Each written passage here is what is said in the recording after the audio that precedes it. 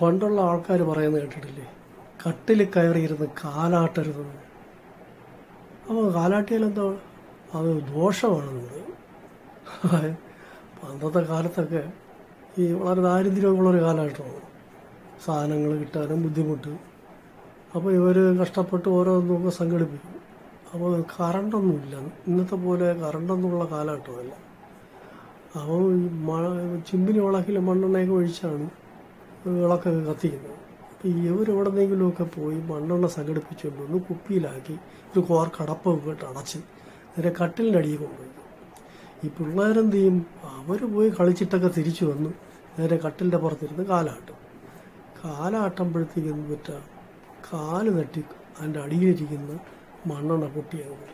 അപ്പോൾ കട്ടിലിൻ്റെ അടിയിലിരിക്കുന്ന മണ്ണെണ്ണ പൊട്ടിപ്പോവും, നീ കാലാട്ടല്ലേടാന്ന് പറഞ്ഞ പിള്ളേരനുസരിക്കും ഇല്ല, അവന്മാർ വീണ്ടും കാലാട്ടും.